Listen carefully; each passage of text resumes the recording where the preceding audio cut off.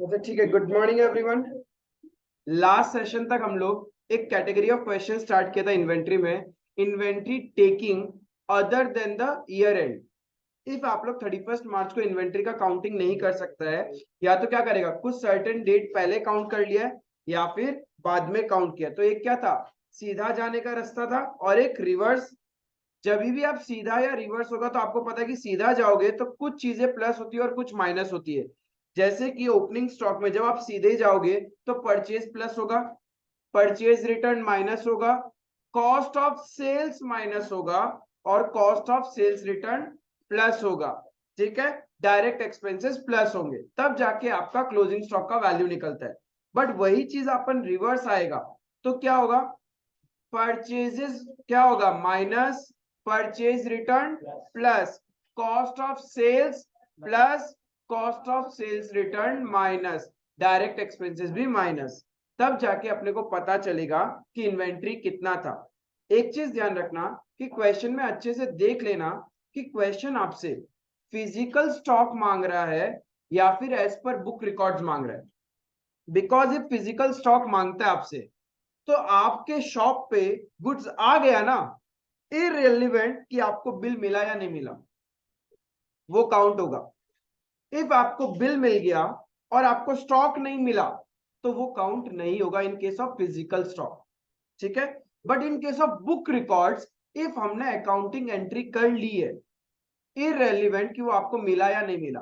Suppose आपने किसी को सेल किया, आपने उसका सेल्स का एंट्री पास कर दिया, वो बोला भैया हम 2 दिन बाद लेके जाएगा, स्टिल वो वाला गुड्स आपके स्टॉक में काउंट नहीं होगा, because we are going for the book records.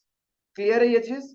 तो क्वेश्चन में अच्छे से देख लेना कि फिजिकल स्टॉक मांगा है या फिर बुक रिकॉर्ड्स मांगा है। और क्वेश्चन यदि आपसे क्या होगा, बुक रिकॉर्ड्स या फिजिकल स्टॉक कुछ बोले ही नहीं, तो वी विल ऑलवेज अज्यूम कि बुक रिकॉर्ड्स मांगा है। ठीक है, अब देखो नंबर 10 करने को दिया था, जिससे भी नहीं हुआ वो मेरे साथ कर सकता है अभी। अच्छे से समझना, इस टाइप का क्वेश्चन बहुत कंपलसरी रहता है एंड मेरे को गट फीलिंग है इस बार इंस्टीट्यूट आपको इन्वेंट्री से क्वेश्चन पूछेगा और हम भगवान से दुआ करते हैं कि 10 मार्क पूछे। क्योंकि यदि इन्वेंट्री जैसा चैप्टर से 10 मार्क मिलता है ना, बहुत बेनिफिशियल है आपके लिए, फाउंडेशन को क्रैक करना और इजी हो जाएगा। मतलब अपन 70-80 और इजी से ला सकता है।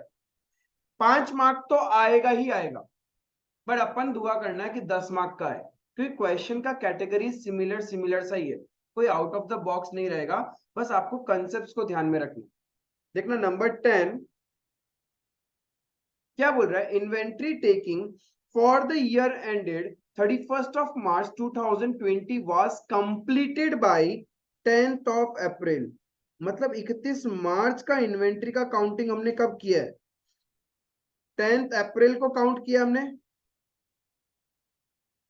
तो मुझे क्वेश्चन 10 अप्रैल 2020 का इन्वेंट्री का वैल्यूएशन दिखा रहा है, which showed an inventory figure of ₹16,75,000 at cost as on the completion date. मुझे बताना, closing stock is valued at dash and dash, cost और NRV which ever is lower. Clear है? तो यहाँ पे अपने को बता रखा कि 16,75,000 रुपए क्या है, ये कॉस्ट है, राइट। बट हम इन्वेंट्री को कैसे वैल्यू करते हैं, कॉस्ट और NRV which ever is lower. Clear है ये? ठीक है। After the end of the accounting year and till the date of completion, यानी ये इसके ड्यूरेशन के बीच का कहानी बता रहा है। 31 मार्च 2020 से लेके 10 अप्रैल 2020 के बीच का स्टोरी चल रहा है। हम लोग को क्या करना है, सीधा जाना है या रिवर्स आना है? हम लोग को रिवर्स आना पड़ेगा। तो रिवर्स आओगे तो जो चीज प्लस होता था वो माइनस, और जो माइनस होगा वो क्या हो जाएगा, प्लस होगा। क्या क्या बोल रहा है, after the end of the accounting year and till the date of completion of inventory taking, sales for the next year were made for ₹68,750, profit margin being 33.33% on cost.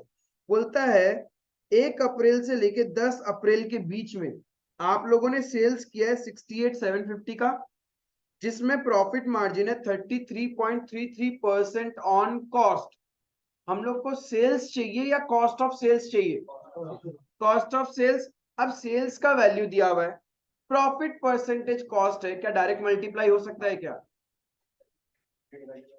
हाँ, डायरेक्ट मल्टीप्लाई नहीं हो सकता, तो cost का value तो कम आएगा, तो denominator क्या करेंगे, बढ़ा देगा। तो 68,750 डिवाइडेड बाई 133.33% आप कर दोगे तो आपको कॉस्ट ऑफ गुड्स सोल्ड मिल जाएगा। रिवर्स जब आएंगे तो कॉस्ट ऑफ सेल्स को क्या करना है, प्लस करना है। तो अपने पास कॉस्ट आ गया 51563 अप्रोक्सीमेटली। आपके पास इन्वेंट्री एज ऑन स्टॉक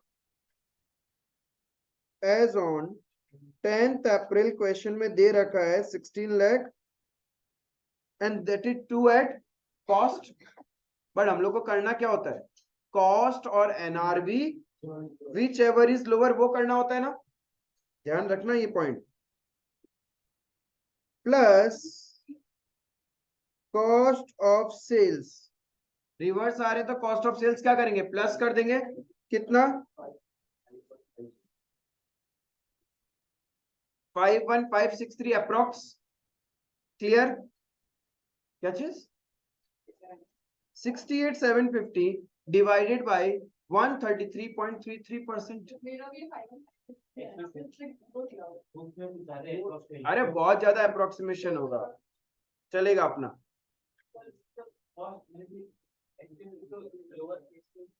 हाँ, इसलिए हमने डिनोमिनेटर बढ़ा दिया। 3 इंफिनिटी तक ले लो कैलकुलेटर में। आप क्या करो, कैलकुलेटर में 68,750 डिवाइडेड बाय 133.33333333 जितना तक जा सकता है परसेंटेज, तो आपका एक्चुअल राउंडिंग आ जाएगा। इट विल बी 51,562.50 पैसा। तो 50 पैसा आ रहा है, तो हमने क्या किया, अपर राउंडिंग कर दिया। क्लियर है ये चीज? नेक्स्ट लाइन, हमेशा देखो जब पैराग्राफ में क्वेश्चन आए, full stop to full stop, comma to comma story को चलने दिया कर, तभी जाके ये पूरा सॉल्व होगा। क्लियर है? Purchase for the next year included in the inventory amounted to 90,000 at cost less trade discount 10%। तो हमने कितने में परचेज को काउंट किया होगा, 81,000 में। 90,000 में खरीदा, 10% ट्रेड डिस्काउंट। जब हमने कॉस्ट निकालना सीखा था तो देखा था वहां ट्रेड डिस्काउंट माइनस करते हैं, तो हमने परचेज कितना ऐड कर रखा है, 81। रिवर्स आओगे तो क्या करेंगे, माइनस।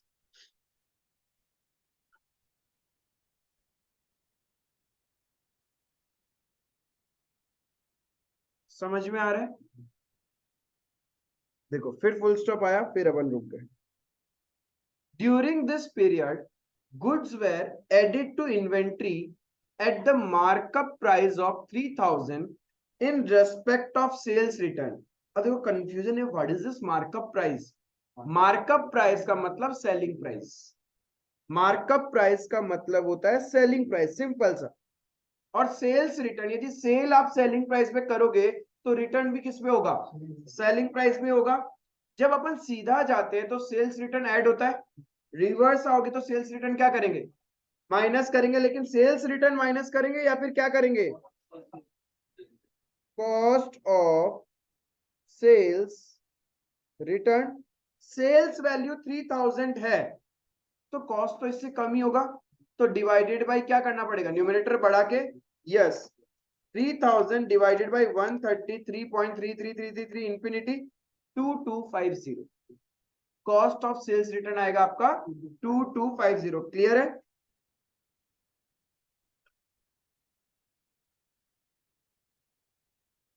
देखो क्वेश्चन सॉल्व करना तो कैसे भी आप सीख जाओगे, मैंने क्वेश्चन को सॉल्व किया कैसे जाता है, पैराग्राफ के क्वेश्चन को कैसे ब्रेक कर करके आप सॉल्व करते हो, हर एक टर्मिनोलॉजी को कैसे समझना चाहिए। क्योंकि लैंग्वेज में प्रॉब्लम ये नहीं कि आप उस चैप्टर को पढ़ के नहीं गए एग्जाम में, आपको प्रॉब्लम आता है क्वेश्चन की लैंग्वेज से, क्वेश्चन की फॉर्मेटिंग से, तरीके से। तो वो ही आपको सीखना है कि किस तरीके से शिद्दत से शांति से सॉल्व किया जाएगा। यानी मेरा ये पॉइंट भी हो गया।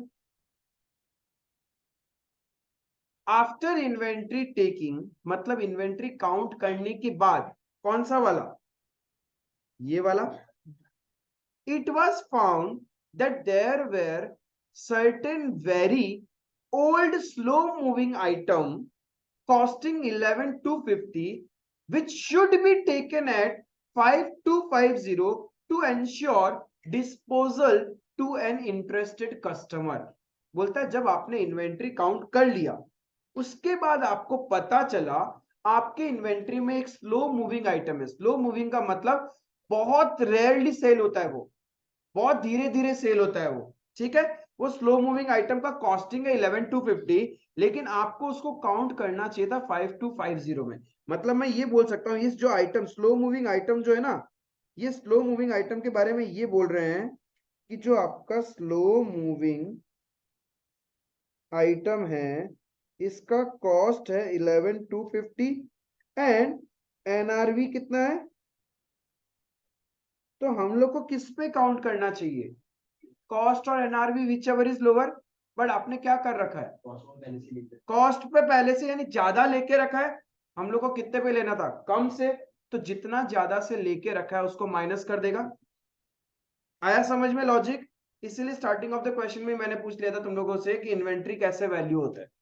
क्वेश्चन बड़ा स्मार्ट खेल दिया, पता है, फोकस नहीं जाए ना इस वर्ड पे, खेला खत्म। ये पॉइंट समझने में बहुत तकलीफ होता है, बट अभी ये समझ में आ गया कि कॉस्ट और NRV which ever is lower लिया जाता है। तो हम लोगों ने 6,000 से ज्यादा दिखा रखा है, तो क्या करेगा, उसको हटा देगा। क्लियर है ये चीज।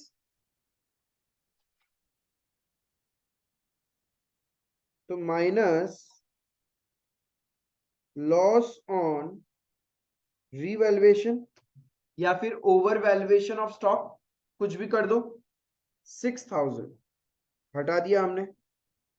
ये पॉइंट भी क्लियर हो गया, यहां तक क्लियर है ये चीज, समझ में आ रहा है सबको। Next line, due to heavy flood certain goods costing rupees 15,500 were received from the supplier. मतलब क्या हुआ, बहुत बरसात, एकदम मॉनसून का सीजन, भयंकर फ्लड चल रहा था, तो डिलीवरी आएगा कहां से, गुड्स से। तो हम लोगों ने गुड्स ऑर्डर कर रखा था 15,500 रुपए का, जो हम लोग को सप्लायर से मिला beyond the delivery date of customer. मतलब यस, कस्टमर मेरे पास आया, ऑर्डर देके गया, और शायद वो हमको बोला होगा कि भैया हमको ये माल 28 मार्च को चाहिए। हमने बोला ठीक है आ जाएगा आपका माल, हमने ऑर्डर भी प्लेस कर दिया। बट फ्लड की वजह से वो गुड्स हमारे पास पहुंचा सपोज 30th मार्च को, राइट। अब 30th मार्च को पहुंचा, कस्टमर तो लेगा नहीं, बोला भैया हमको तो 28 तक ही चाहिए था, फिर हम कहीं और से जुगाड़ कर लिया, राइट। तो अब ये गुड्स तो उसने बोला ठीक है कोई बात नहीं। As a result the customer refuse to take delivery. जब मेरे पास 30 मार्च को गुड्स पहुंच गया था, मैंने उसको फोन किया भैया आपका गुड्स आ चुका है जो आपने ऑर्डर किया। उसने बोला भैया नहीं अब नहीं लेगा, हमको तो 28 तारीख तक ही चाहिए था, आप दे नहीं पाया तो अब हम नहीं लेगा। अब वो हमारा बहाना नहीं मतलब हमारी तकलीफ को तो समझेगा नहीं कि फ्लड था नहीं है, उससे उसको कोई फर्क नहीं पड़ता। कस्टमर को अपना गुड्स चाहिए, right.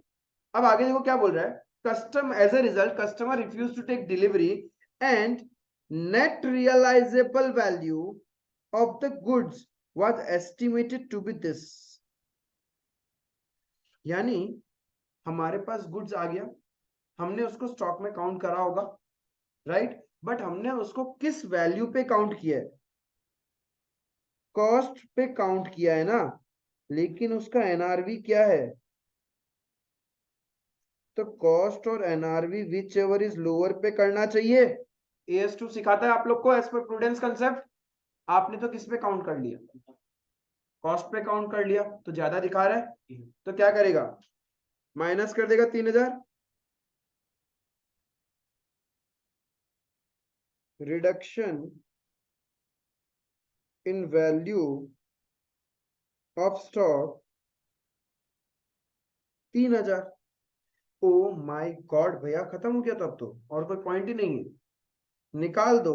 This is the value of inventory as on 31st of March. कितना इजी क्वेश्चन था यदि आप क्वेश्चन को ब्रेक कर लो, लेकिन आप पूरा क्वेश्चन पढ़ेगा, फिर भी नहीं होगा। 1634 330, ठीक है चलेगा, कोई बात नहीं। यदि इंस्टीट्यूट उसको 10 ले रहा है तो उनका राउंडिंग ऑफ है और कुछ नहीं है।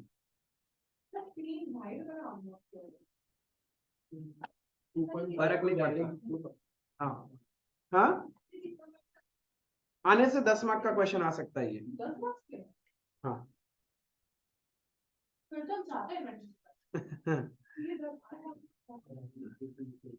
जब आप नया नया पढ़ते हो ना कोई कंसेप्ट को और क्लिक हो जाता है, सॉल्व हो जाता है, तब मन से यही निकलता है ये आना ही चाहिए। मेन थिंग इज, मैं हर स्टूडेंट को बोलता हूँ एग्जाम का 3 घंटा, उस मोमेंट में यदि आपने ब्रेन को इम्प्रोवाइज किया है तभी काम होगा। बिफोर द एग्जाम आपका कितना ही सॉलिड है उससे फर्क नहीं पड़ता है। पेपर का 3 घंटा में आप कितने काम डाउन थे, आपका ब्रेन कितना शांति से चल रहा था, हर चीज को आप कामनेस के साथ इंटरप्रेट कर पा रहा था और सॉल्व कर रहा था, ज्यादा पैनिक नहीं हो रहा था, ओवर एक्साइटेड नहीं था, इन बिल्ट एजम्पशंस नहीं ले रहा था, बस जैसा क्वेश्चन है स्मूथली सॉल्व करते गए। बस वो 3 घंटा ही आपका डिसाइड करेगा करियर को। अभी तो आपने सीख लिया तो नया नया ताजा सीखा होता है ना, सब अच्छा लगता है। फिर जब पूरा सिलेबस एक साथ पेपर में होता है ना, सीक्वेंस बदला हुआ होता है क्वेश्चन का। ऐसे नहीं पहले चैप्टर 1 से पूछेगा, फिर चैप्टर 2 से, फिर चैप्टर 3 से, फिर चैप्टर 4 से, ऐसे थोड़ी है। ऐसे होता तो हमारा सब कुछ पिक्चराइज हो जाता, या फिर जिस सीक्वेंस में हमने पढ़ा उस सीक्वेंस में पूछ ले तो और बढ़िया। बट ऐसा नहीं होगा, एग्जाम में जम्बल्ड अप होता है क्वेश्चन, तो आपका ब्रेन बार बार स्विच मोड में जाता है, इधर से उधर, उधर से इधर, इस चैप्टर का सोचा, उस चैप्टर का सोचा, फिर आप क्वेश्चन में सिली मिस्टेक करते हैं। तो आराम से शिद्दत से, फिर से बोल रहा हूँ, कोई जरूरी नहीं है 100 मार्क का पेपर करके आओ, बट जितना करके आओ एक्यूरेसी होना चाहिए। चाहे आप 80 मार्क का करके आओ, इट शुड बी एक्यूरेट, कि 80 में ऐसा होना चाहिए प्रैक्टिकल पेपर में 75 आएगा, you are in a win win situation. But यदि आप 100 के पीछे भागा और उसमें 50 लेके आ रहा है, कोई फायदा नहीं था। क्या फायदा हुआ 100 करके 50 लाया, इससे तो शांति से 3 घंटा में 70 मार्क का पेपर कर लेता। कम से कम वहां 70 में से तुम्हारा 65 या 60 आने का चांसेस था, 70 में से 35 आने का तो चांसेस नहीं था ना। तो ये आपको दिमाग में रखना है। किसी किसी स्टूडेंट का नेचुरल स्पीड होता है, एक बार में इंस्टिंक्ट में वो क्वेश्चन समझ में आता है, उसको रिकॉल भी हो जाता है कि मैंने कहा इसको किया था और कौन सा पॉइंट ट्रिक हो सकता है, और क्वेश्चन भी वो शांति से पढ़ता है। कुछ कुछ होते हैं वो स्लो करते हैं, तो उन स्लो वाले बच्चों का एक ही मैसेज है कि please don't go for the 100 mark या दूसरे से कंपेयर मत करो, इट्स ए कॉम्पिटिटिव एग्जाम। हर कोई बच्चा 80 90 100 नहीं ला सकता है, बट हर बच्चा 50 प्लस लेके आ सकता है। You go for that target, कि पहला टारगेट है कि कैसे भी करके मेरे को 50 प्लस लाना है, फिर अपने आप को थोड़ा इंप्रूव करो कि मेरे को 70 तक टच करना है, एंड देन इंप्रूव करो थोड़ा और ऊपर तक जाना। ये ध्यान रखना, एग्जाम में हड़बड़ी मत करना। बहुत सही क्वेश्चन आता है फाउंडेशन लेवल में आप लोग का, ऐसा कुछ नहीं है बहुत आउट ऑफ द बॉक्स अजीबो गरीब। इवन बहुत बार तो ऐसे क्वेश्चन आते हैं जो कभी कभी आप पढ़ के नहीं जाते हो, बट इट्स टू लॉजिकल। इतना लॉजिकल होता है, क्वेश्चन पढ़ो जो आपका सिक्स सेंस बोल रहा है, बस वो लिख के आ जाओ, छोड़ना मत। कि कभी कभी कोई टॉपिक होगा तुम टच नहीं करके गया, एग्जाम में क्वेश्चन पूछ लिया, आपका उस मोमेंट में जो इंस्टिंक्ट बोलता है ना, बस चुपचाप लिख देना। ऐसे नहीं कि हम तो पढ़ के नहीं आया, ये राम ये इस चैप्टर से आ गया, ये चैप्टर तो हम छोड़ के आया है, ये मत सोचना एग्जाम हॉल में। बिकॉज उस टाइम सिर्फ आपका काम है लिख के आना, एंड खाली कुछ मत छोड़ना, टाइम बचे, कुछ भी आए, कुछ भी लिख के आओ। डेबिट क्रेडिट का तो नॉलेज है, लेजर बनाने का कंसेप्ट पता है आपको, तो अकाउंट्स के पेपर में इससे ज्यादा कुछ आएगा नहीं, कुछ भी करके आ जाओ। अरे आपको भी नहीं पता होगा कहाँ आपको स्टेप मार्किंग मिलेगा, 2-2 मार्क करते करते क्या पार, नदिया पार हो जाए हम लोग का। ठीक है, तो लिख के आना, छोड़ के नहीं आने का है। नंबर 10 क्लियर है। और देखो प्रैक्टिकल क्वेश्चन छोड़ दिया था हमने एक,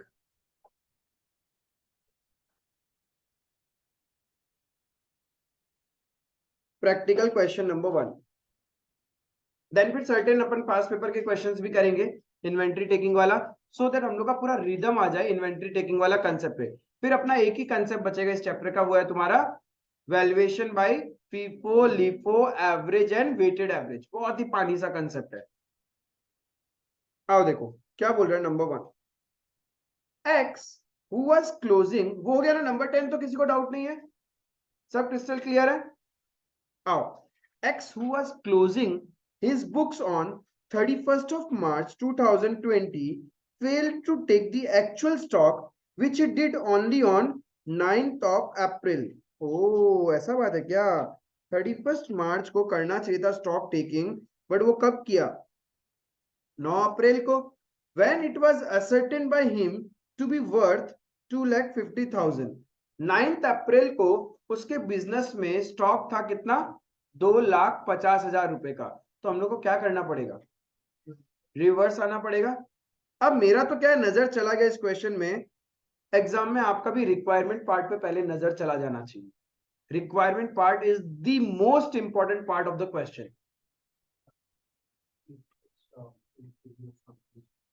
आपसे फिजिकल स्टॉक पूछा, और फिजिकल स्टॉक का मतलब एक्चुअल में इन हैंड आपके पास में होता है, उसको हम लोग फिजिकल स्टॉक बोलता है.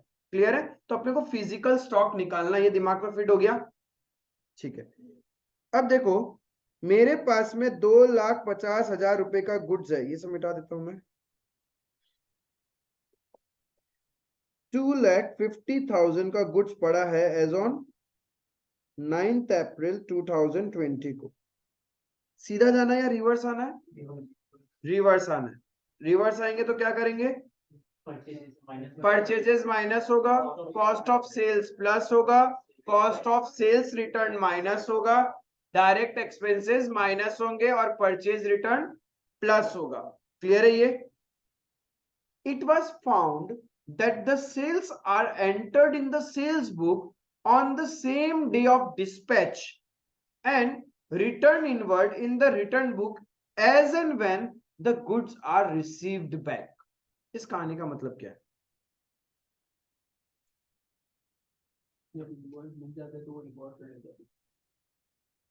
इसका मतलब यही है जो रिक्वायरमेंट पार्ट है, कि जब अपन डिस्पैच करता है गुड्स, एक्चुअल में बिल काटने से मतलब नहीं है. जिस दिन डिस्पैच करता है उसी दिन हम हमारे बुक्स में सेल्स रिकॉर्ड करते हैं, और जिस दिन फिजिकली गुड्स वापस आ जाता है उसी दिन हम लोग सेल्स रिटर्न मानते हैं. मतलब सारा कहानी फिजिकल बुक्स में ही चल रहा है. क्लियर है? Purchases are entered in the purchase day book. लेकिन परचेज में खेली मेली कर दिया ससुरा. परचेज में बोलता है जिस दिन परचेज बिल आता है उस दिन एंट्री कर देता है. सेल्स के केस में तो क्या बोल रहा है? Suppose I am a customer, मैं गया, सेल्स का ऑर्डर दिया, पैसा भी देके आ गया, तो बोलता है उस दिन बिल नहीं काटेगा. जिस दिन मेरे को गुड्स डिस्पैच करेंगे ना उन लोग, उस दिन अपने बुक्स में एंट्री करेंगे. वो तो अच्छी बात है फिजिकल स्टॉक के लिए. लेकिन परचेज के लिए क्या बोला पता है? कि सपोज ये बिजनेसमैन ने क्या किया, कहीं एक जगह से परचेज किया, अब उस जगह से उसके गोडाउन या शॉप तक आने में टाइम तो लगेगा. बिल तुरंत मिल जाता है, तो उसने बिल आते ही अपने सॉफ्टवेयर में एंट्री मार दी, तो स्टॉक तो बढ़ गया होगा. बट हम लोग को निकालना क्या है? Physical stock. आई बात समझ में? तो ये दिमाग में रखने का.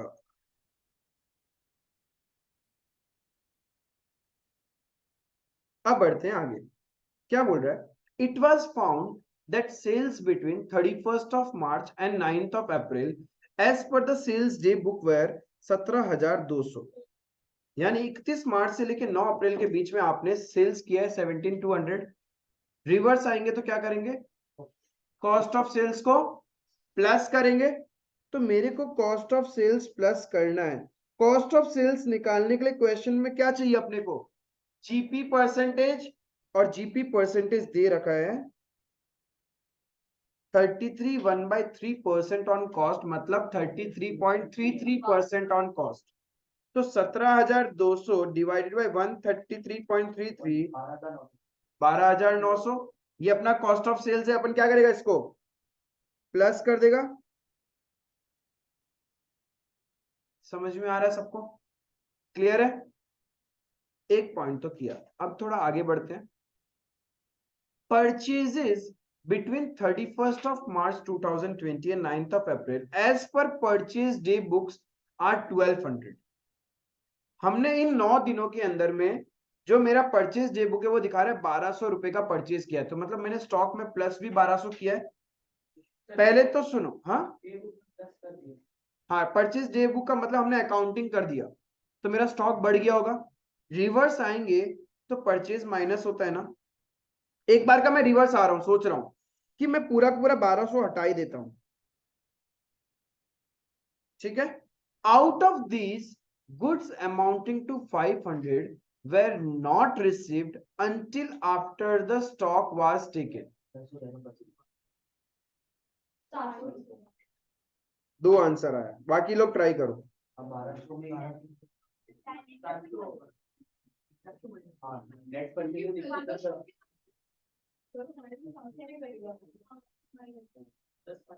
प्लस कर देगा तो 500 नहीं, नेट करके दिखाओगे तभी भी गलत नहीं होगा। जिसने 700 बोला वो भी करेक्ट है, जिसने बोला 500 प्लस होगा वो भी करेक्ट है, ठीक है। अल्टीमेटली 1200 माइनस में और 500 प्लस, तो आंसर क्या आ रहा है? 700 माइनस में आ रहा है। और कुछ लोग क्या कर रहे हैं, नेट बोल रहे हैं, ठीक है। अब जिसको नहीं समझ में आया, क्या बोल रहा है, 31 मार्च से लेके 9 अप्रैल के बीच में, हाँ 31 मार्च से लेके 9 अप्रैल के बीच में आपने परचेज किया था कितना, 1200 का परचेज किया, उसमें से 500 रुपए का गुड्स अभी तक आया ही नहीं है, अभी तक आया ही नहीं है। तो हमारे पास फिजिकली कितना गुड्स आया होगा, 700। तो हमने हमारे स्टॉक में उतना ही तो काउंट किया होगा। जब सब कुछ फिजिकल रिकॉर्ड्स का पूछ रहा है, तो फिजिकली यदि मेरे पास 2,25,000 था, तो उसके अंदर तो हमने काउंट भी कितना किया होगा, 700 ही तो काउंट किया होगा। तो जब रिवर्स आओगे तो माइनस कितना करोगे, 700, ठीक है। आई बात समझ में? या तो नेट वैल्यू ले लो, या फिर पहले क्या करो, रिवर्स आके एज पर बुक रिकॉर्ड्स पूरा का पूरा क्या करें, 1200 माइनस कर दे, लेकिन जो 500 मिला ही नहीं है उसको प्लस कर दो, तो नेट वैल्यू तो 700 आ गया। क्या चीज, 500 के लिए आप नरेशन क्या लिखोगे, goods purchase but not received, goods purchase but not received.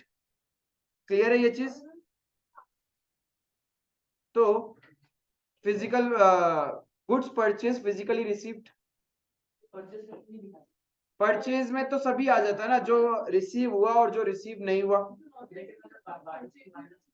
हाँ चलेगा, चलेगा, वो भी चलेगा।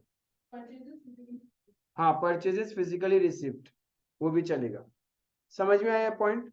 तो मेरा 700 ही माइनस होगा, ठीक है, 700 माइनस कर दिया। Last point, goods invoiced during the month of मार्च।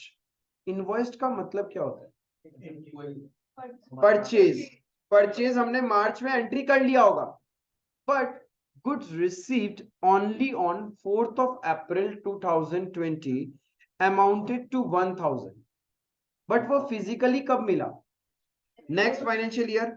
तो हमने फिजिकली तो नेक्स्ट फाइनेंशियल ईयर में काउंट किया है, लेकिन क्या 31 मार्च में काउंट होना चाहिए क्या, बिकॉज 31 मार्च को मुझे क्या चाहिए, फिजिकल स्टॉक चाहिए। उस दिन तो मेरे पास था ही नहीं ना ये, लेकिन अभी जब आपने ये 2,50,000 कैलकुलेट किया है, उसके अंदर ये 1000 भी तो ऐड कर लिया होगा, राइट? तो ये माइनस कर देगा, हाँ। आपने लास्ट ईयर, आपको कौन सा स्टॉक निकालना है पहले तो ये क्लियर करो, 31 मार्च का स्टॉक निकालना है, ठीक है। इस दिन तक आपने एक ऑर्डर किया था गुड्स का 1000 रुपए का, बट आपके पास आया नहीं, वो गुड्स आया नेक्स्ट फाइनेंशियल ईयर में, यहां पे आपको रिसीव हुआ फिजिकली। तो जब आपने 9th ऑफ अप्रैल में स्टॉक काउंट कर रहे थे फिजिकली, तो इस गुड्स को काउंट किया होगा, लेकिन हम लोग को कौन सा वैल्यू निकालना है, 31 मार्च का। तो 31 मार्च का फिजिकल स्टॉक में ये 1000 आएगा क्या, तो रिवर्स जब जाएंगे तो क्या करेंगे, माइनस कर देंगे। Goods purchase during 31 March received on 4th April, ऐसा करके लिख देंगे, goods purchase during the month of March but received on 4th April, and minus हो जाएगा आपका 1000। तो कितना आ जाएगा value as on 31 March, 2,61,200। Actual stock और फिजिकल स्टॉक, हाँ फिजिकल स्टॉक।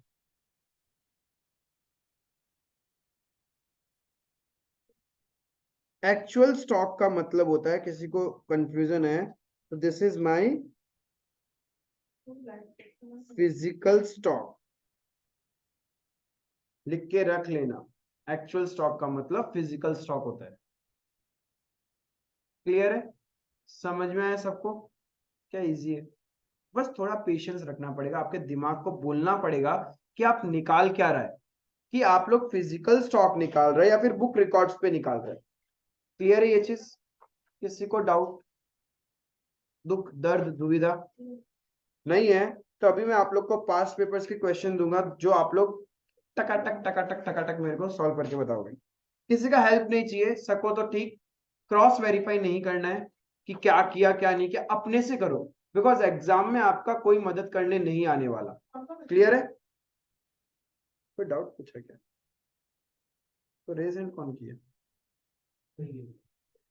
हमारे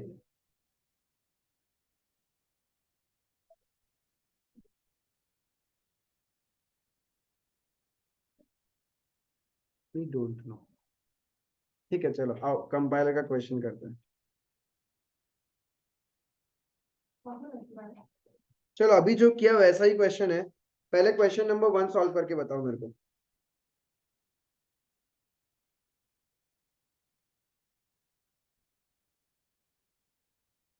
Raz Limited prepared their accounts financial year ended on 31st of March 2019 due to unavoidable circumstances. Actual stock अभी किया ही था हमने क्वेश्चन। एक्चुअल स्टॉक का मतलब होता है physical stock has been taken on 10th of April 2019 when it was ascertained at rupees 1,25,000। 10 अप्रैल में counting किया, उस दिन था 1,25,000। It has been found that sales are entered in the sales book of the day of dispatch and return. ये तो same कहानी जो अभी क्वेश्चन किया था, ये पहला 2 पॉइंट वही है। Sales between 1st of April to 9th of April amounting to rupees इतना। हम लोग को क्या करना पड़ेगा? रिवर्स आ रहा है तो cost of sales, cost of sales क्या करेगा? माइनस करेगा ना, प्लस प्लस करेगा। तो 20,000 सेलिंग प्राइस है, जीपी परसेंटेज क्या है क्वेश्चन में? तो डिवाइडेड बाय 125%, 16,000 हम लोग क्या करेगा? प्लस कर देगा। क्लियर है? नेक्स्ट पॉइंट बोला है free sample for business promotion issued during 1st April to 9th of April amounting to 4,000 at cost. हमने इश्यू किया फ्री सैंपल मतलब एडवर्टाइजमेंट के लिए, तो हमने हमारा स्टॉक माइनस कर दिया था, बट रिवर्स आएगा तो क्या करेगा? प्लस करना पड़ेगा।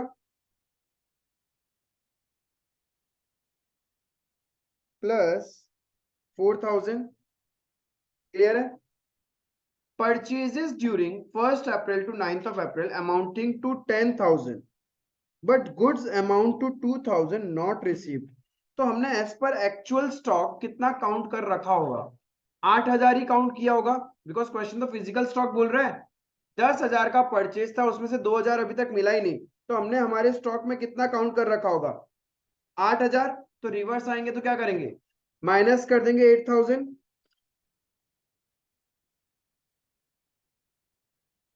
क्लियर है? उसके बाद में देखो क्या बोल रहा है, आपने गुड्स परचेज किया था 20,000 का और एंटर्ड हो चुका वो 28 मार्च को, but the goods were not included in stock. मतलब फिजिकली आपने उसको काउंट ही नहीं किया, आपके पास एंटर्ड हो चुका invoices for goods purchased amounting to rupees 20,000 were entered. मतलब माल आ गया था हमारे पास में 28 मार्च को ही, बट हमने उसको फिजिकल स्टॉक में काउंट नहीं किया। तो 31st मार्च का स्टॉक निकालने के लिए आपको क्या करना पड़ेगा? काउंट करना पड़ेगा। तो प्लस 20,000। हाँ, एक्चुअल में आ गया था, एंट्री आपका 28 मार्च को किया गया नहीं, 28 मार्च को आ गया था, बट हमने उसको काउंट ही नहीं किया। जब आपने ये वाला स्टॉक निकाला ना 1,25,000, इसमें आपने इस स्टॉक को काउंट ही नहीं किया।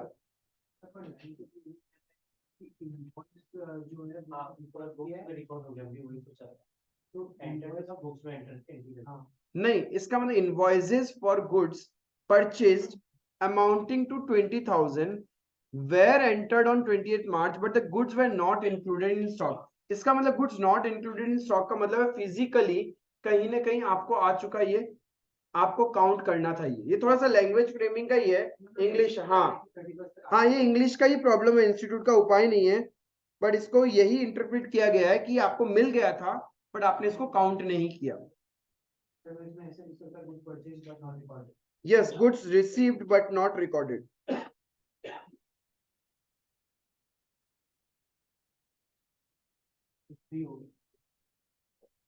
क्लियर है? इतना आप एडजस्टमेंट कर लोगे तो आपसे ये क्वेश्चन भी जस्ट सिमिलर क्वेश्चन। यदि आप इंस्टीट्यूट का पेपर पैटर्न देखोगे ना, तो जो क्वेश्चंस अपन करते हैं बस उसी लेवल के क्वेश्चंस आते हैं, आउट ऑफ द बॉक्स कुछ नहीं होता है। आपको एडजस्टमेंट्स ध्यान में रखना होगा। I hope is it clear? नहीं, ऐसा कहाँ बोला?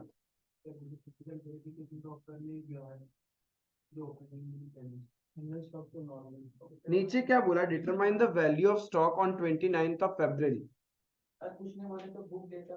ऐसा कहाँ बोला कि फिजिकली निकालो? उन्होंने फिजिकली काउंट करके डेटा दिया है अपने को, लेकिन हम लोग को बुक रिकॉर्ड्स के अकॉर्डिंग ही निकालना पड़ेगा। क्योंकि साफ साफ बोला determine the value of stock. मैंने क्या बोला? फिजिकल के लिए क्वेश्चन बोलेगा, देखो जैसे लास्ट क्वेश्चन में था, क्वेश्चन बोला था ना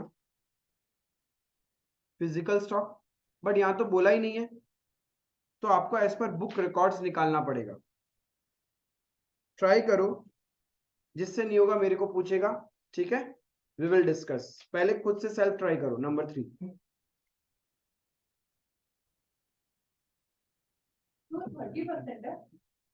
कहाँ पे? 20% on sales. Number 3, physical verification of stock in a business was done on 23rd of February 2020. The value of stock was 28 lakh. Business ने क्या किया? फिजिकल वेरिफिकेशन करके पता किया उनका स्टॉक है 28 लाख ऑन 23rd February को। The following transactions took place होगा ये from 23rd of February to 29th of February। ये सारा ट्रांजेक्शन हुआ और क्वेश्चन पूछ रहा है determine the value of stock. अब देखो यहाँ पे ना फिजिकल स्टॉक नहीं मांगा है, stock as per book records आपसे मांगा है। फिजिकली आपके पास स्टॉक था 28 lakh on 23rd of February और आपको स्टॉक निकालना है as on 29th of Feb। तो सीधा जाना है, नॉर्मल कैटेगरी ऑफ क्वेश्चन है। Out of the goods Saint on consignment, goods at cost worth rupees इतना वेर अनसोल्ड। आपने कंसाइनी को भेजा था गुड्स सेल करने के लिए, उसमें से अभी भी अनसोल्ड गुड्स उसके पास पड़ा है 2,30,000 का, तो उसको हम लोग को हमारे स्टॉक में काउंट करना पड़ेगा। तो ये क्या हो जाएगा? 2,30,000 प्लस हो जाएगा goods lying unsold with consignee, goods lying unsold with consignee. Purchases of rupees 3 lakh were made, out of which goods worth rupees 1,20,000 were delivered on 5th of March 2020। हमने 23 फरवरी से लेके 29 फरवरी के बीच में परचेज किया 3 लाख रुपए का, उसमें से 1,20,000 का गुड्स नेक्स्ट मंथ, मतलब क्या हो रहा है? नेक्स्ट मंथ रिसीव हो रहा है। क्या हमें फर्क पड़ेगा? हम लोग तो बुक रिकॉर्ड्स के अकॉर्डिंग पूरा 3 लाख ही परचेज को प्लस करेगा। क्लियर है? Next, sales were 13,60,000 which included goods worth rupees 3,20,000 sent on approval। तो सेल्स किया, उसमें से 3,20,000 तो ऑन अप्रूवल है। Half of these goods were return before 29 February but no information is available regarding the remaining goods. तो मतलब इसका कुछ करना ही नहीं है अपने को। एक क्वेश्चन किया था, याद है? 13,60,000 है, उसके दो हिस्से कर दो, एक 3,20,000 और एक 10,40,000। अब इस 10,40,000 में भी नीचे क्या बोल रहा है? 2,40,000 का एक गुड्स था जिसको आपने 1,50,000 में बेचा, तो इसमें भी दो हो जाएगा, एक हो जाएगा 1,50,000 एंड 8,90,000। राइट? हम लोग को क्या करना है? कॉस्ट ऑफ सेल्स माइनस करेगा, तो इसका कॉस्ट 8,90,000 का कॉस्ट कितना आएगा? 8,90,000 सेलिंग प्राइस है। GPA 25% on cost.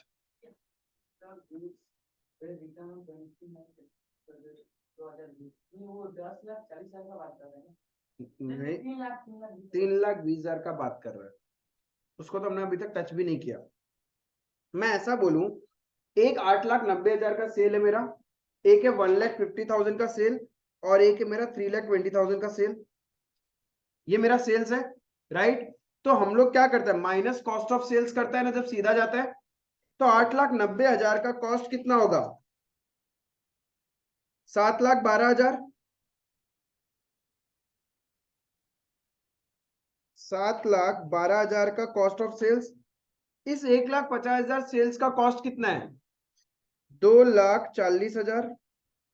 और इस अप्रूवल वाले का कॉस्ट कितना है? 2,56,000। तो टोटल मेरा कॉस्ट ऑफ सेल्स कितना हो जाएगा? 2,56,000 प्लस 2,40,000 प्लस 7,12,000। तो मेरा टोटल कॉस्ट ऑफ सेल्स है 12,08,000। क्लियर? ये क्लियर है? हाँ, सबको कॉस्ट ऑफ सेल्स मान लिया मैंने। अब इसमें से देखो कुछ रिटर्न हो गया, तो कॉस्ट ऑफ सेल्स रिटर्न वापस ऐड हो जाएगा। कितना? 3,20,000 का हाफ, बोले तो 1,60,000 का गुड्स रिटर्न हो गया, तो उसका कॉस्ट ऑफ सेल्स रिटर्न में वापस प्लस कर दूंगा। तो 1,60,000 डिवाइडेड बाय 125%, 1,28,000 मेरा कॉस्ट ऑफ सेल्स रिटर्न हो गया। क्या फर्क पड़ेगा उससे? कॉस्ट ऑफ सेल्स है ना, ये मेरा कॉस्ट ऑफ सेल्स है। तो मैंने सब कुछ सेल्स है, चाहे वो अप्रूवल पे भेजा हो चाहे कैसे ही भेजा हो, सेल्स तो सेल्स है मेरा। हाँ,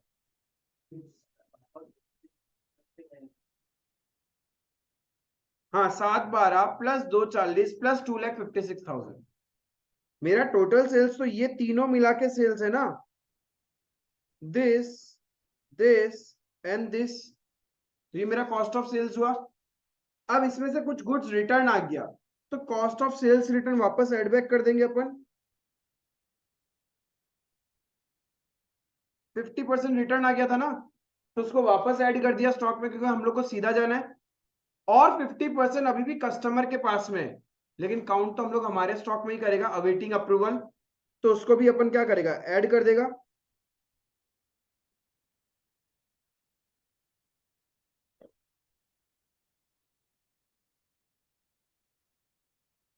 अरे भाई, सेल्स रिटर्न तब माइनस होता है जब तुम रिवर्स आते हो। सीधा जाएंगे तो सेल्स रिटर्न तो तुम्हारा स्टॉक को बढ़ाएगा ना। कहाँ माइनस करते थे ट्रेडिंग अकाउंट में? हाँ, तो वो इनर कॉलम में होता था। डेबिट साइड में लिखने की जगह तुम उसको क्रेडिट साइड में लिखता था, इसलिए उसको माइनस में लिखते थे। हाँ, प्लस ही होता है। अरे तुम खुद सोचो ना, तुम माल बेचा, वो तुम्हारा माल वापस आ जाएगा, तो तुम्हारा स्टॉक माइनस करेगा ना बढ़ाएगा? तो बढ़ाएगा ना, तो उसको प्लस करेंगे। तो वो तो जस्ट प्रेजेंटेशन का तरीका है, और कुछ भी नहीं। तो ये हो गया मेरा गुड्स लाइंग विथ कस्टमर। तो आपका आंसर आ जाएगा 1,75,000, और तो कुछ है नहीं, 1,75,000। समझ में आया आप लोग को? क्या? एक तो जो रिटर्न आ गया अप्रूवल का, और एक जो अभी भी अवेटिंग अप्रूवल है कस्टमर के पास। हाँ, हाँ, 1,60,000 जो अभी भी उसके पास पड़ा है। अप्रूवल बेसिस वाला चैप्टर किया था ना, inventory with customer to trading account, तो उसको तो कॉस्ट में ही काउंट करता है, तो हम लोगों ने कॉस्ट में प्लस कर दिया। क्लियर है? एकदम सिमिलर क्वेश्चन जो ऑलरेडी अपन स्टडी मेट से कर चुका है। देखो 10 मार्क का आया था, ये लॉटरी क्वेश्चन था। ऐसा क्वेश्चन है तो लॉटरी क्वेश्चन है एकदम, मतलब उसी टाइम मम्मी पापा भगवान को याद करके ऐसे समझ लिया करो, सामने ही प्रणाम कर लिया करो ऐसे पेपर को और सॉल्व कर देना। देखा, बहुत अच्छा लगा मेरे को। हाँ, तो वो जो लास्ट में जो 2 लाइन है उसका इम्पैक्ट इन्वेंटरी में पड़ेगा। ओपनिंग स्टॉक से हटाना है और सेल से हटाना है, सिंपल सा लॉजिक।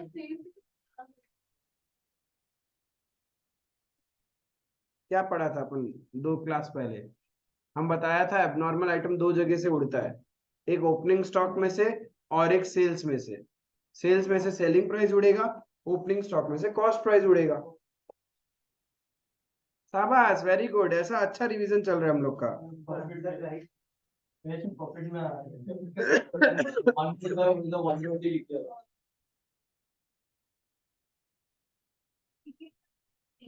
किसमें?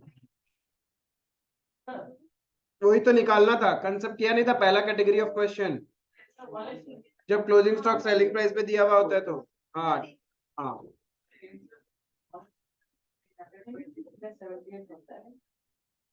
हाँ सॉरी 23,78,000, अरे हम ये गलत लिख दिया रे, ये होगा 23,78,000। ठीक है, समझ में आया?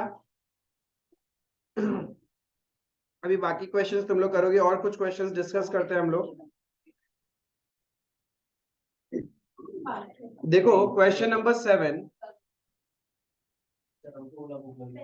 Question number 7, Sky Limited keeps no stock records but a physical inventory। इसका मतलब उसके बिजनेस में परपेचुअल इन्वेंट्री सिस्टम है ही नहीं, सिर्फ क्या है,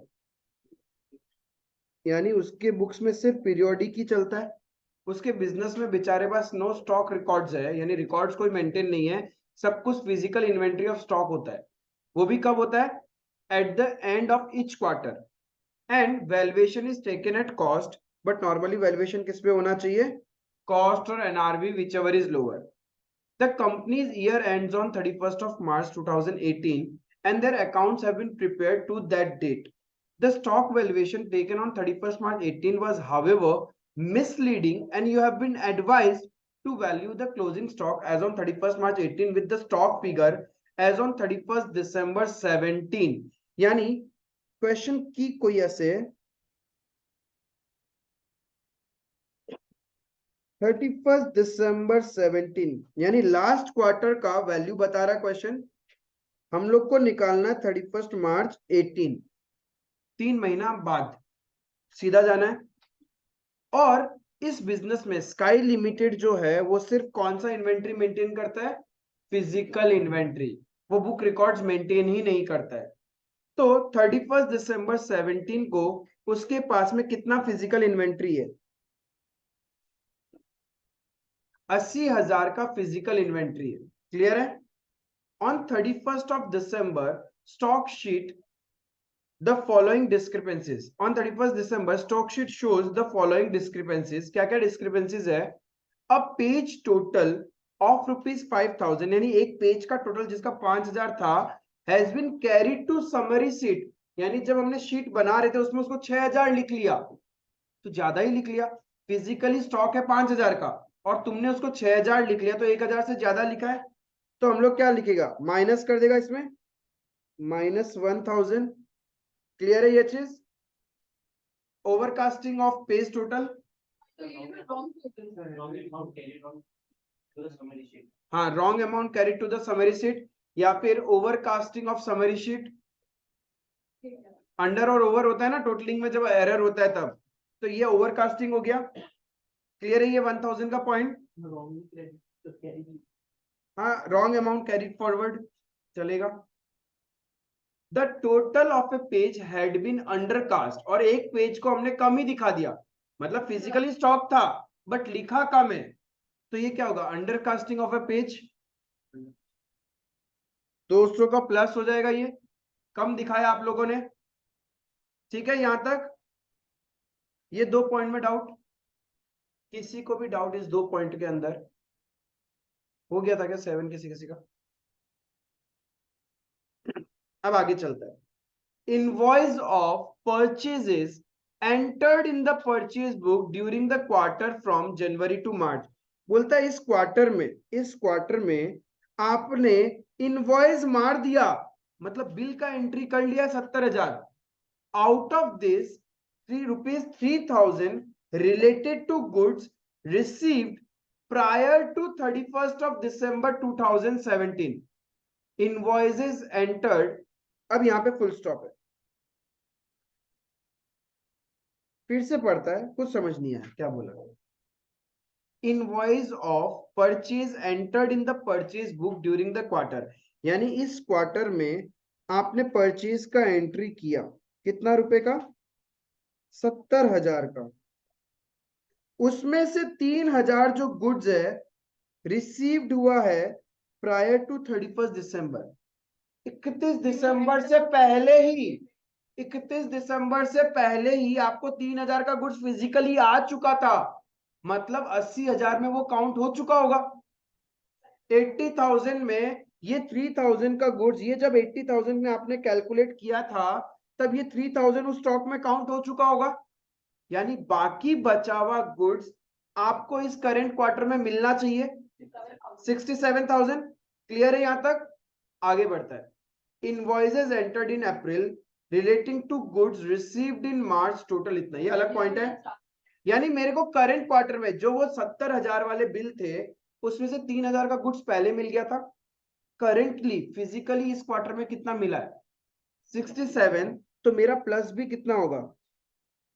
बिकॉज 3,000 ऑलरेडी इसमें है, तो फिर से थोड़ी काउंट करेंगे आप, फिजिकली तो ऑलरेडी काउंटेड है वो। क्लियर है? Goods purchased physically received, bracket में दिखा देगा 70 - 3।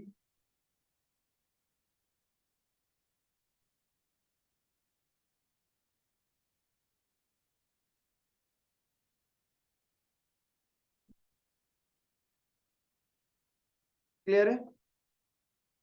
आगे देखो क्या बोल रहा है, इनवॉइस एंटर्ड इन अप्रैल, मतलब नेक्स्ट ईयर, बिल का एंट्री नेक्स्ट ईयर कर रहे हैं तुम लोग, लेकिन गुड्स मिल गया मार्च में, तो फिजिकली तो आ ही गया ना, तो मेरे स्टॉक में काउंट होना चाहिए फिजिकल स्टॉक के according, plus 4,000।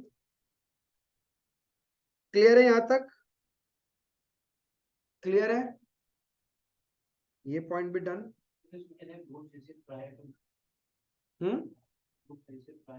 Bill entered in April but received in March, या फिर invoice entered in April but stock received in March. Invoices entered later but received now. Now क्या रिसीव्ड नाउ, डेट डालो। हाँ, या इन this quarter बोलो, वही क्या वही। Sales invoiced to customer total 90,000 from January to March. Of this, ₹5,000 related to goods dispatched before 31st December. क्या बोल रहा है? आपने सेल किया है 90,000 का, क्लियर है?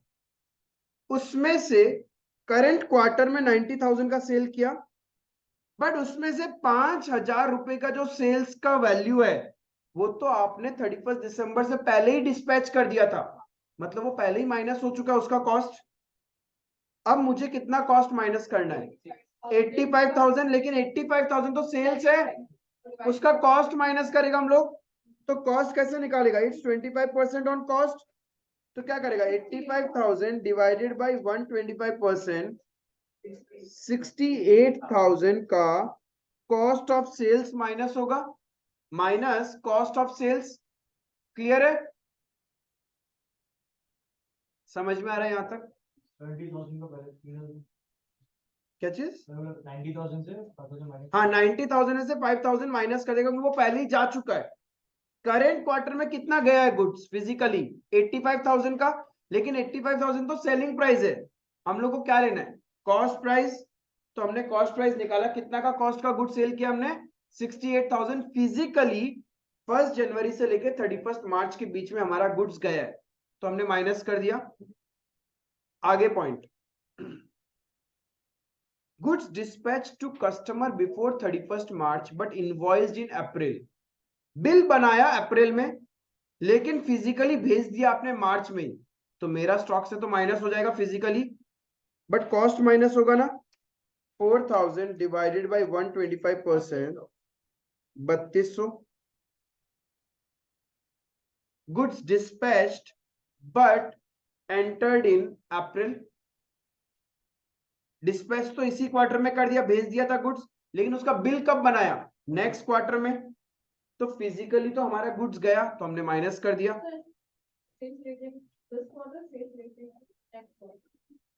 हाँ ठीक है। Sales related to next quarter dispatched during this quarter, या डिस्पैच्ड इन दिस क्वार्टर, इसलिए हमने माइनस किया।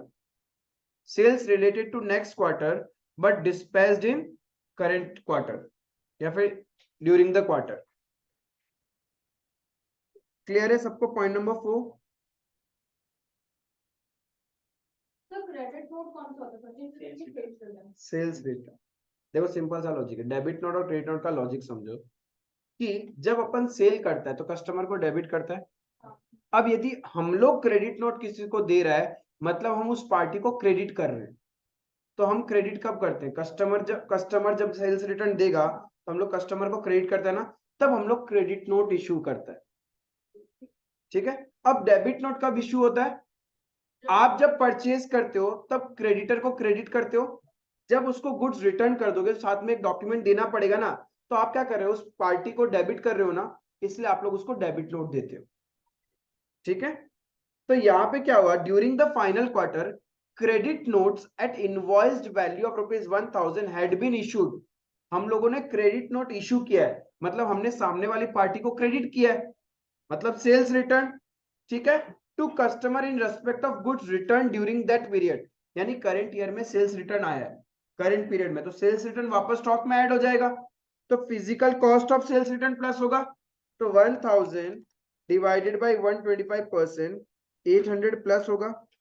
फिर आप प्लस माइनस करके वैल्यू निकालोगे तो आपका आंसर आ जाएगा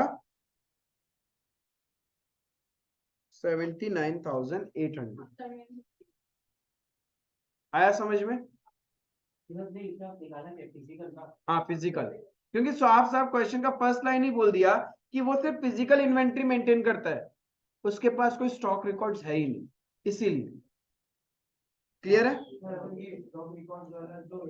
नहीं होता तो हम लोग बुक वैल्यू के हिसाब से निकालता। हाँ बट सर अगर बुक वैल्यू के हिसाब से निकालता तो फिर जो 3000 रिलेटेड टू प्रीवियस ईयर वाला है तो करंट क्वार्टर में काउंट होता, फिर क्वेश्चन फिर बुक वैल्यू का स्टॉक देता ना, चीजें बदल जाती फिर।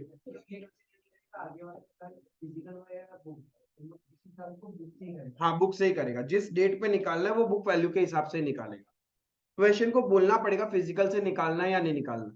यहाँ पे तो क्वेश्चन अपना पहले लाइन में बोल दिया कि जो स्काई लिमिटेड है उसके पास स्टॉक रिकॉर्ड्स है ही नहीं, सिर्फ वो फिजिकल इन्वेंट्री मेंटेन करता है, इसीलिए। क्लियर है? नंबर 7 अच्छा क्वेश्चन था, आने से एग्जाम में 10 मार्क का आ सकता है, ये ध्यान रखना। हाँ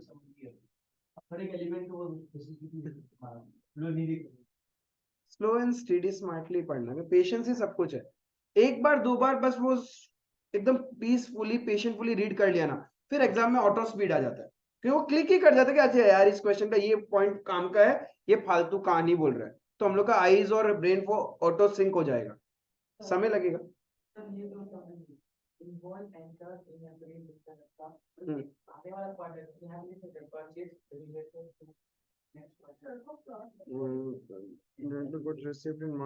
हाँ purchase related to next quarter received in current year, current quarter या फिर during the quarter.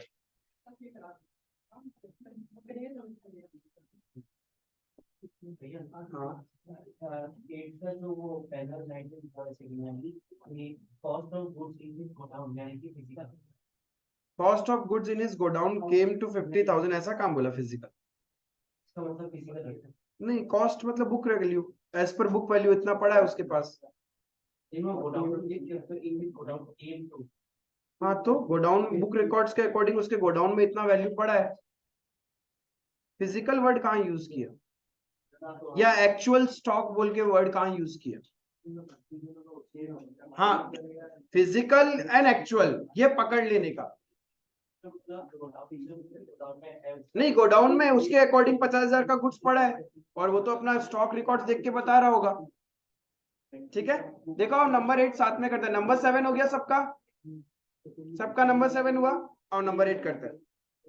A trader prepared his accounts on 31st March each year. Due to some unavoidable reason, no stock taking could be possible till 15th April. Oh my God, reverse calculation. पीछे आना पड़ेगा, पीछे आओगे तो क्या होगा? Cost of sales क्या करोगे? Plus cost of sales return, purchases minus direct expense, purchase return plus. अब 15 अप्रैल को उसके गोडाउन में गुड्स पड़ा है 50,000 का। ठीक है, ऐसा क्वेश्चन बोल रहा है, आपको निकालना है goods are sold by the trader at a profit of 20% on sales, GP percentage बता दिया। You are required to ascertain the value of inventory as on 31st March. अब नाउ वैल्यू ऑफ इन्वेंट्री का मतलब book value, physical नहीं बोला ये। तो आपके पास 15 अप्रैल को 50,000 का था, ठीक है, रिवर्स जाएगा तो सेल्स किया 41,000। अब कैश हो चाहे क्रेडिट हो, उससे क्या है, हमें तो क्या करना है रिवर्स कैलकुलेशन में, कॉस्ट ऑफ सेल्स को एड बैक करेगा। तो 41,000 माइनस 20% 32,800 प्लस हो जाएगा। अरे 41,000 का सेल वैल्यू है, प्रॉफिट परसेंटेज है 20% ऑन सेल्स, दोनों ही सेल्स है तो मल्टीप्लाई कर दिया डायरेक्ट। 41,000 में से डायरेक्ट 20% माइनस ही कर दिया।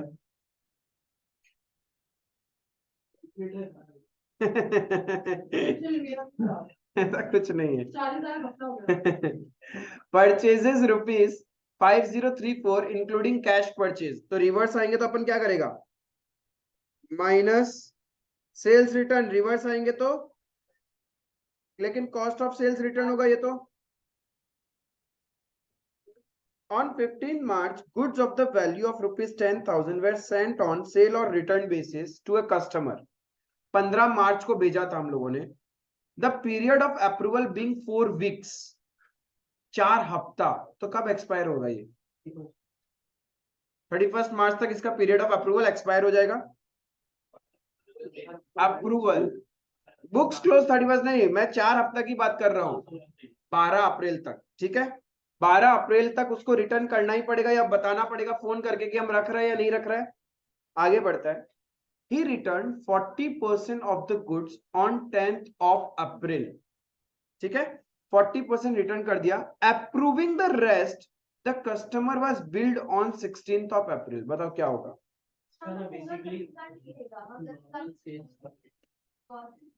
31st मार्च को तो कैंसिल कर दिया होगा, तो जब ड्यूरिंग द ईयर 40% रिटर्न किया है तो हमने कोई अकाउंटिंग किया ही नहीं होगा। बट जो 60% उसने एक्सेप्ट किया है उसको तो मैंने सेल्स माना है ना, लेकिन कब माना है? 16th को माना है, तो टिल 15 तक तो हमने कुछ किया ही नहीं है उसका, तो इसका करना क्या है फिर?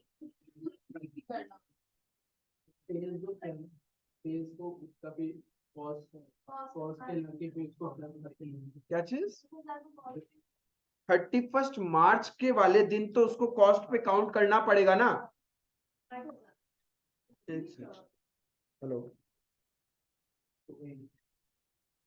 देखो क्या था यहाँ पे, आपने 15 मार्च को एक अप्रूवल के लिए गुड्स भेजा था, ठीक है, 10,000 का, where sent on approval, the period of approval being 4 weeks. तो 15 मार्च से लेके आप कब तक रिटर्न कर सकता है? 12 अप्रैल तक कर सकता है। He returned 40% of the goods on 10th April, approving the rest।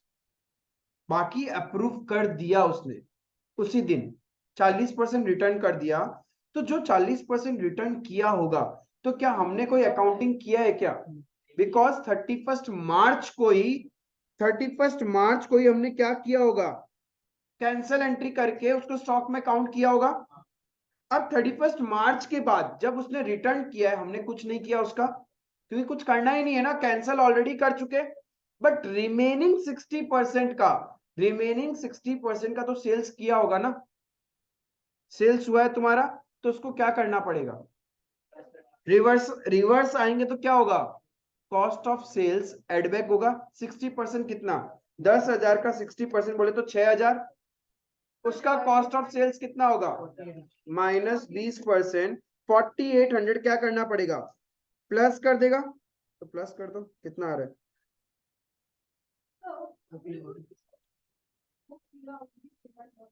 क्या किया, हाँ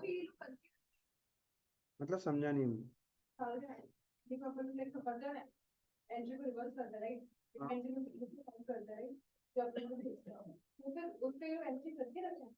करके रखा होगा ना, जब वो आगे तक जा चुका है 15 अप्रैल तक, तो उसने वो सारा काम तो किया ही होगा ना, अकाउंटिंग वाला तो सारा काम ही किया है, बस हम लोग उस दिन स्टॉक नहीं ले पाया, हम लोग उस दिन स्टॉक नहीं काउंट कर पाया। समझ में आया? हाँ हाँ यस, जो अप्रूव किया है उसका हमने अभी एंट्री किया होगा 31 मार्च के बाद, तो जब अपन रिवर्स आएगा तो उसको हम लोग को सेल्स मानना थोड़ी ना है, हम लोग को तो पूरा का पूरा स्टॉक में काउंट करना चाहिए ना इसको। तो इसीलिए रिवर्स जब आ रहे हैं हम लोग क्या कर रहे हैं, कॉस्ट ऑफ सेल्स को वापस एड बैक कर रहे हैं। ये वाला पॉइंट था। यहां तक हो जाए तो मेरे को बताना, 1 2 3 4 सबका कॉपी में हो गया ये? मुझे फूड वाला पॉइंट फोर्थ वाला पॉइंट और एक बार करता है, ठीक है, एक काम करता है, इसको होल्ड में रखता हूं, फिफ्थ करके फिर फोर्थ समझा देता हूं मैं फिर से। The trader had also received goods costing rupees 8,000 in March for sale on consignment basis। हम लोगों को मिला है, ये ध्यान रखना, हम लोग कंसाइनी है, कंसाइनर नहीं है। हम लोग के पास 8,000 का गुड्स आया मार्च में, 20% of the goods had been sold by 31 March, उसमें से 20% हमने 31 मार्च तक सेल कर दिया था, ठीक है, सेल कर दिया, कहानी खत्म। बाकी जो सेल आउट नहीं हुआ वो 31 मार्च के स्टॉक में काउंट होना चाहिए, मेरा स्टॉक में काउंट ही नहीं होगा। रीजन, ये तो कंसाइनर के स्टॉक में काउंट होगा। आया समझ में? कंसाइनी है, we are the consignee, we are the agent. तो हम लोग को 8,000 का गुड्स हम लोग का कंसाइनर भेजा, बोला कि आप बेच देना, मैंने क्या किया, उसमें से 20% सेल कर दिया, ठीक है, 20% सेल कर दिया। अब आपके मन में आ रहा होगा 31 मार्च में 80% तो पड़ा है ना अपने पास, तो इसको अपने स्टॉक में काउंट कर लेता है। बट वो हम लोग काउंट नहीं करेगा, कौन काउंट करेगा, कंसाइनर काउंट करेगा, ये ध्यान रखना।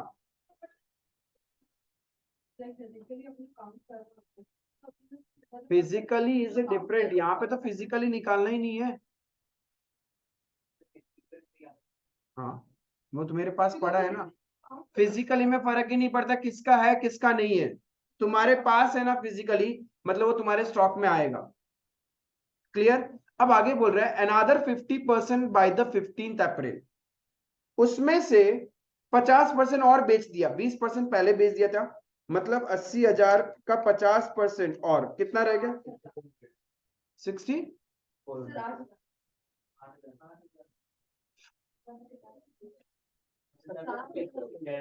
यस, 8,000 का 50 मतलब 4,000 और बेच दिया आपने। पहले देखो क्या किया, 8,000 का आया, उसका 20% बेच दिया, 8,000 का 20% बोले तो 1,600 बेच दिया, फिर 8,000 का 50% और बेच दिया आपने, 4,000 और बेच दिया। क्या चीज ऐसा, यहाँ पे क्या बोला, अनादर 50%, अनादर 50% मतलब 8,000 का, ऐसा नहीं बोला, जो बचा है उसका 50% नहीं बोला, it's a continuation of the language. And these are 15 अप्रैल तक और बेच दिया, अभी अभी भी उसके पास कुछ पड़ा होगा, लेकिन वो फिजिकली पड़ा है, right? These sales are not included in above sales. तो बताइए क्या करना होगा, इसको भी एंट्री नहीं होती, हाँ बाबा रे बाबा, कुछ करेगा या नहीं करेगा बताओ। 20% का होगा शायद, 30%, 30 और 50% का होगा। नहीं सबसे नहीं होगा, क्योंकि अगर इसको काउंट ही नहीं किया तो स्टेट हो नहीं, उसका मूव है। बाकी लोग का क्या राय है? क्योंकि हम लोग सेल कर दिया होगा तो उसको भी परचेज में दिखाई दिया होगा पहले। माइनस करना होगा, ये गो डाउन का वैल्यू 50,000 बोल रहा है। अब सुनो मेरी बात, आपसे जब कंसाइनमेंट से आया गुड्स, आपने उसको एंट्री करते ना, goods received on consignment. If consignment account में जाएगा तो कंसाइनी भी तो रिसीव कर रहा है, कंसाइनी ने भी तो एंट्री किया होगा। कंसाइनी ने एंट्री किया कि मेरे को गुड्स मिला कंसाइनमेंट पे, उसमें से 20% बेच दिया, चलो चला गया, 50% बेच दिया, चला गया। लेकिन 30% of the goods as a purchase consignee ने अपने बुक्स में रिकॉर्ड करके रखा हुआ होगा ना। तो रिवर्स जाओगे तो क्या करना पड़ेगा, माइनस करोगे या नहीं करोगे, क्योंकि वो हमारा गुड्स है ही नहीं।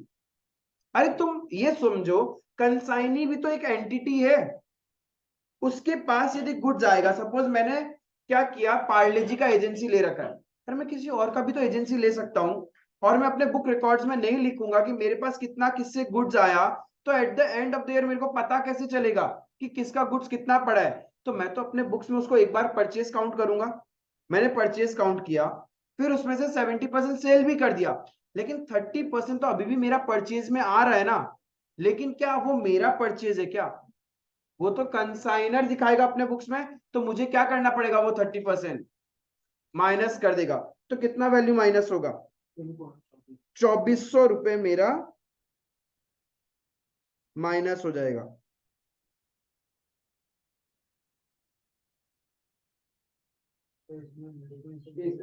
स्टॉक लाइन भी pass. Stock of consignor line with consign.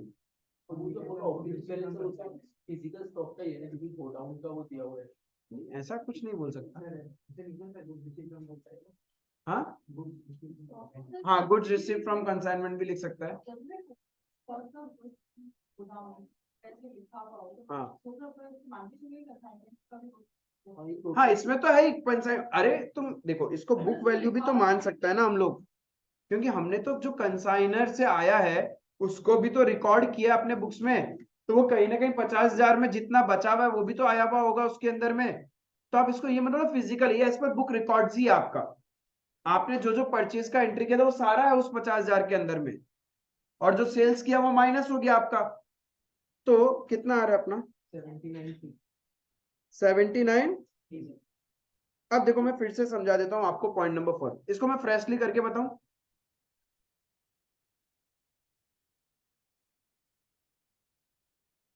Number 8, अच्छा क्वेश्चन है, ध्यान रखना।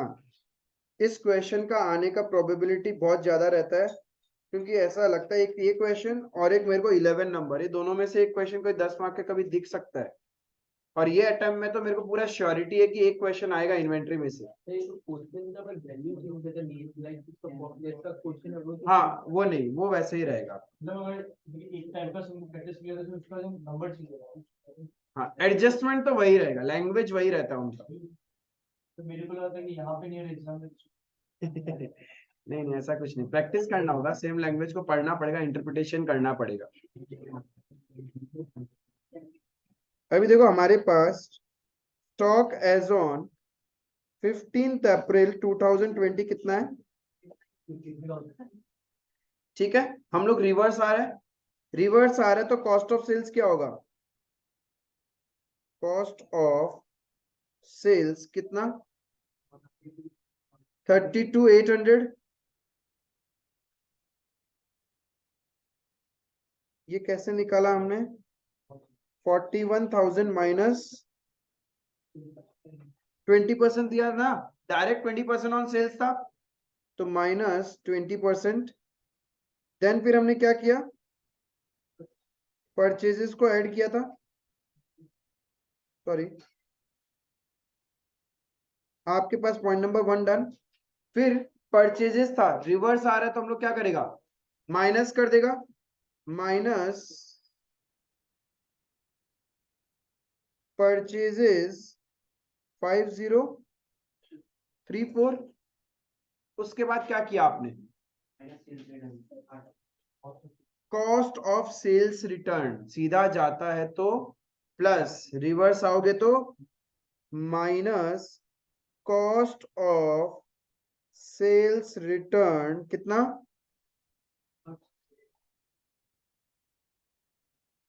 1000 का 20% माइनस कर दो तो 800 आ जाएगा। यहां तक क्लियर है? यहां तक किसी को कोई डाउट?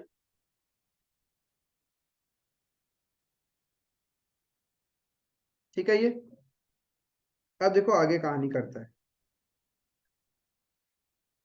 पॉइंट नंबर 4, 15 मार्च को आपने अप्रूवल बेसिस के लिए गुड सेल कर दिया था। The period of approval being 4 weeks. मैं अच्छे से फिर से समझा रहा हूं, समझना इसको।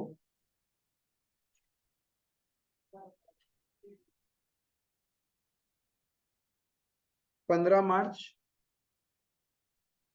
31 मार्च, 15 अप्रैल, ये कहानी था। 15 मार्च को ऑन अप्रूवल सेल किया था, कितना रुपीस का? वैल्यू है 10,000, 10,000 का। ठीक है। फिर 31 मार्च ईयर एंड आ जाएगा ना, तब हम लोगों ने क्या क्या किया होगा? 10,000 का सेल्स माइनस पूरा का पूरा ईयर एंड में सेल्स कैंसिल, और इसको इन्वेंट्री में काउंट कर लेंगे कितने में? Cost value. तो 10,000 में से 20% गया तो 8,000 रुपए में इसको कॉस्ट पे काउंट करेंगे। क्लियर है? अब आगे कहानी क्या बोल रहा है? 10 अप्रैल को ऑलरेडी हमने कस्टमर का सेल्स कैंसिल कर दिया और लिख लिया बुक्स में इन्वेंट्री लाइंग विद कस्टमर 8,000। 10 अप्रैल को 10 अप्रैल को उसने 40% रिटर्न कर दिया, मतलब फिजिकली मेरे पास गुड्स आ गया, बट इस रिटर्न का कोई कैंसल एंट्री करना है क्या? कैंसल एंट्री ऑलरेडी हो चुका है। तो 8,000 का 40% बोले तो 3,200 का गुड्स रिटर्न हो चुका है। कॉस्ट की बात कर रहा हूं मैं, 3,200 कॉस्ट का गुड्स रिटर्न। अभी कितना पड़ा है उसके पास? 4,800 का क्या हुआ होगा? सेल्स। एक्चुअल सेल्स तो किया होगा ना, तो एक्चुअल सेल्स किया होगा तो मैं मानता हूं इसका तो कोई इंपैक्ट नहीं है, कुछ एंट्री नहीं किया होगा इस ड्यूरेशन से लेके इस ड्यूरेशन में। लेकिन आपने कहीं ना कहीं एक सेल्स का एंट्री तो किया ही है ना। यहां पे सेल्स का एंट्री आपने पास कर दिया, कितना रुपीस कॉस्ट का? 4,800 कॉस्ट का सेल्स का एंट्री तो पास किया है। तो जब रिवर्स आओगे तो क्या होगा? ये सेल्स वापस प्लस होगा या नहीं होगा? कॉस्ट ऑफ सेल्स प्लस होगा।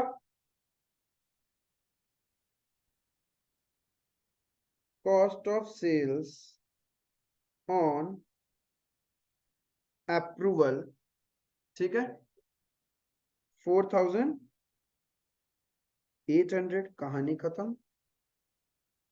कितना आ गया? और कोई पॉइंट था क्या? एक पॉइंट था, goods of consignor lying with consignee. आया समझ में? गुड्स ऑफ, ये क्या करना है, प्लस करना है या minus? Goods of consignor lying with us, कितना? अरे 8,000 थोड़ी है, 70% चला गया उसका, 30%।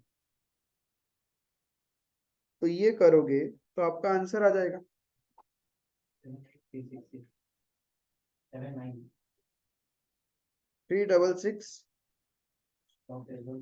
स्टॉक एज ऑन 31 मार्च 2020।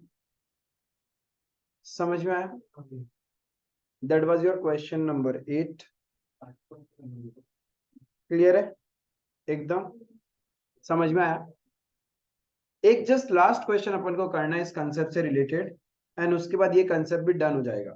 ठीक है, फिर अपना रहेगा FIFO, LIFO, average, weighted average, वो एक सेशन और एंड कहानी खत्म इन्वेंटरीज का। आ सकता है जब अपन एक चैप्टर पढ़ के जा रहे हैं तो उसका सारा सब कुछ करके जाओ। उस इंस्टीट्यूट का कोई भरोसा नहीं है, वो ट्रायल बैलेंस पूछ लेते हैं, ट्रायल बैलेंस ड्राफ्ट करके देते हैं, ये इनकरेक्ट ट्रायल बैलेंस है, करेक्ट ड्राफ्ट करके दो।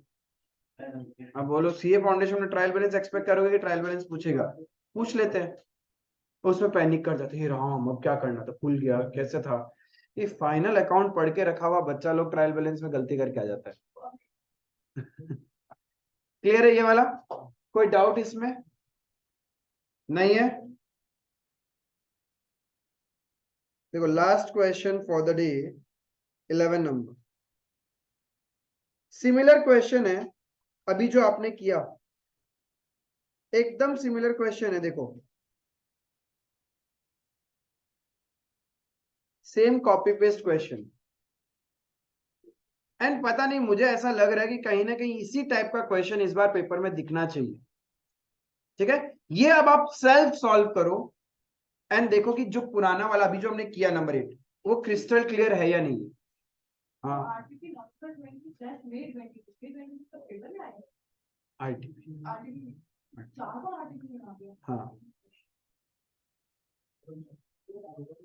ठीक है, ये अभी सॉल्व करोगे, चाहे आप इसमें इसी में सॉल्व कर लो चलेगा, बट मेरे को बताओ कि आंसर आपका करेक्ट आ रहा है नहीं आ रहा। इफ आ रहा है देन मेरे को लगेगा कि अब आपको कंसेप्चुअली क्लियर है कि इन्वेंटरी टेकिंग का क्वेश्चन कैसे करना है, क्योंकि यहाँ पे अभी अभी किसी को पॉइंट नंबर 4 और 5 में प्रॉब्लम था, तो अभी सेल्फ पूरा खुद से करना ये क्वेश्चन। ठीक है,